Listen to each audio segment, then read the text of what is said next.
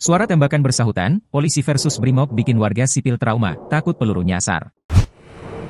Warga masih trauma pasca kejadian bentrok antara polisi melawan Brimob di Tual Maluku, Minggu, 28 Juli 2024, malam. Suara tembakan terdengar berkali-kali bak saling bersahutan. Tak heran, warga setempat memilih bersembunyi di dalam rumah demi terhindar dari peluru nyasar.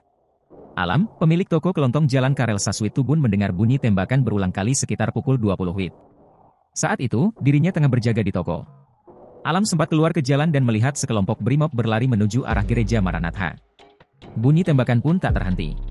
Alam mengamankan diri di dalam toko karena takut terkena peluru nyasar.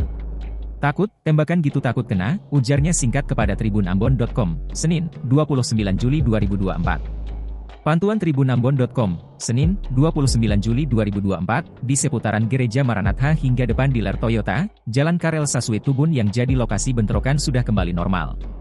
Lalu lalang kendaraan lancar, warga setempat juga sudah beraktivitas seperti biasa. Kabid Humas Polda Maluku, Kombes Pol Aris Aminullah, saat dikonfirmasi menyebutkan, sejumlah personel Brimob menyerang anggota Polres Kota Tual yang berpatroli di lapangan. Kejadian itu dipicu setelah satu personel Brimob terjaring razia lalu lintas. Saat itu, seorang rekan pengendara melarikan diri dan diduga melapor ke satuannya. Lalu, tak kurang dari 30 orang yang terindikasi ada anggota Brimob menyerang polisi.